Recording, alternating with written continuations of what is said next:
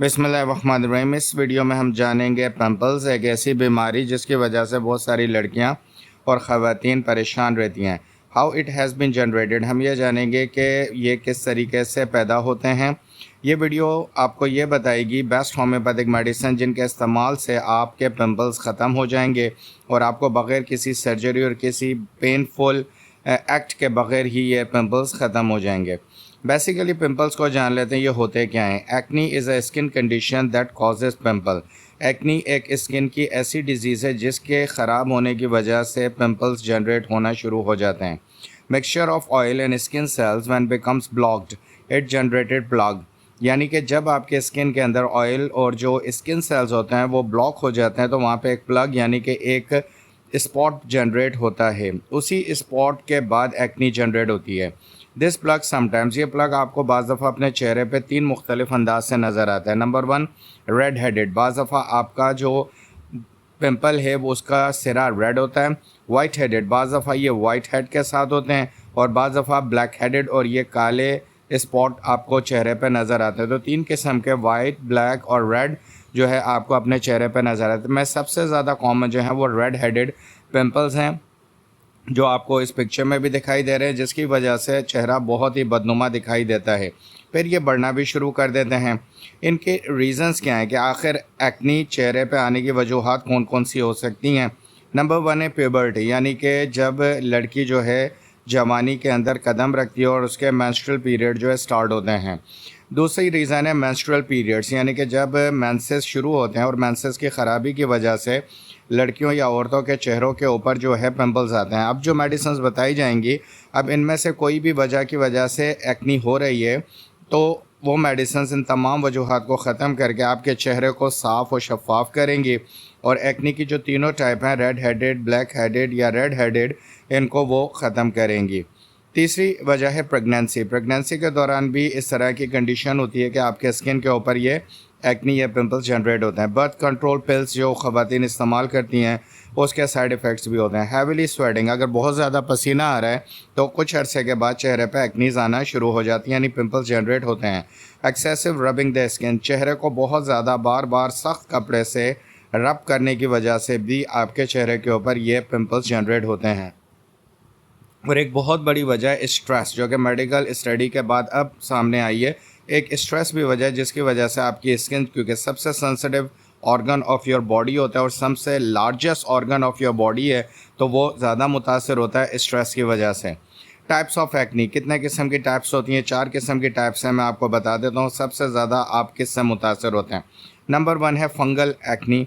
Number 2 है cystic acne. Cystic acne क्या है? इट इज़ डीप पस field pimples, the most common type which most of the girls having. ज़्यादातर क्या होता है कि दानों के अंदर पस बढ़ जाता है। ये वो सबसे बुनियादी और सबसे ज़्यादा होने वाली सिस्टिक एक्नी है जो ज़्यादातर लड़कियों और ख़वातीन को होती है। हार्मोनल एक्नी और दूसरा है नोड्यूलर एक्नी। ये 3 टाइप्स की हैं, मैं बाकी अगली वीडियोज़ में इनके बारे में भी बात करूँगा। यू आर नॉट अलोन, ये एक्नी या पिंपल्स की बीमारी में आप अकेले नहीं हैं। 80% people have once or more times acne during the age of 13 to 30, यानी लड़कियों में अमूमन 13 से 30 साल की उम्र तक अक्सर 80% ख़वातीन और लड़कियां इस अमल से गुजर के पास आउट होती हैं। लेकिन बेस्ट होम्योपैथिक मेडिसिन उनको सिक्योर कर देती हैं और चेहरे के ऊपर एक्नी के ख़त्म होने के बाद भी जो स्पॉट रह जाते हैं वो नहीं रहने देते और स्किन की जो सॉफ्टनेस है वो बरकरार रहती है।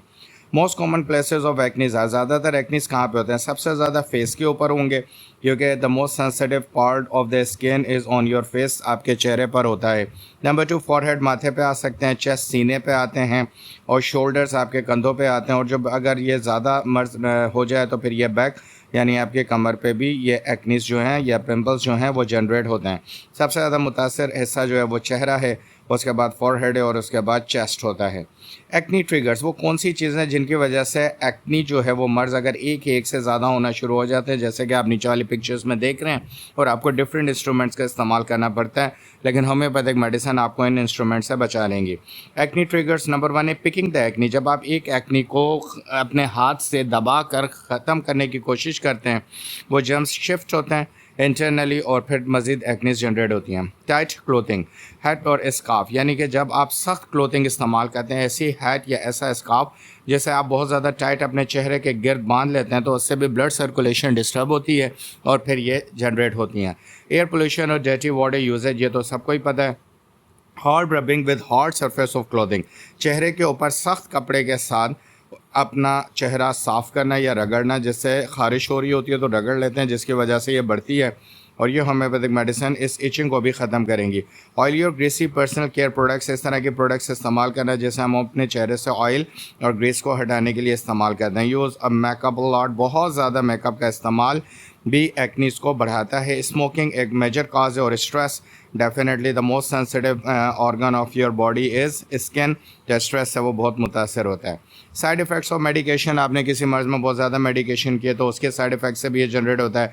रिच ऑयली फूड्स, आप चिकनाई वाले खाने बहुत खाते हैं। प्रोसेस फूड, बाज़ लोग चिकनाई वाले खाने अवॉइड करते हैं लेकिन फिर बेकरी आइटम्स बहुत ज़्यादा इस्तेमाल करते हैं जो कि उससे भी ज़्यादा ख़तरनाक होते हैं। ये प्रोसेस फूड होता है तो इनसे भी ये एक्नी जनरेट होती हैं। जब आपके चेहरे पे एक्नी हो जाती है तो होता है क्या, लुक डिप्रेस अमंग पीपल, आप लोगों के दरमियान बहुत ही ज़्यादा डिप्रेस नज़र आते हैं, यानी आपकी पर्सनालिटी डाउन हो जाती है, कॉन्फिडेंस लेवल ब्रेक हो जाता है और आप जो है लोगों के दरमियान खिलते और खिलाते नहीं हैं।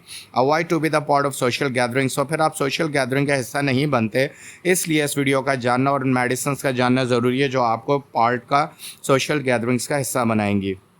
बेस्ट होम्योपैथिक मेडिसिन मैं आपको रिकमेंड कर रहा हूँ। 3 मेडिसिन है। नंबर 1 है रस्टॉक्स, 200 पावर में आपने लेनी है। नंबर 2 है पल्सेटिला, इसको भी 200 पावर में लेना है। नंबर 3 है ग्रेफाइट, 200 पावर में आपने इस्तेमाल करना है। जर्मनी सेल विलमॉट श्वाब है कि आपने परचेस करके।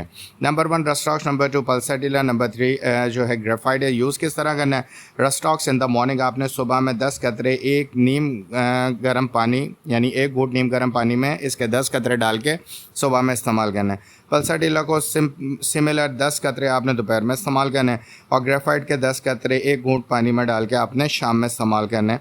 आपने इनको 15 दिन तक रेगुलर इस्तेमाल करना है, फिर उसके बाद 5 दिन का गैप देना है, दैन फर्दर 15 दिन तक के लिए इस्तेमाल करना है।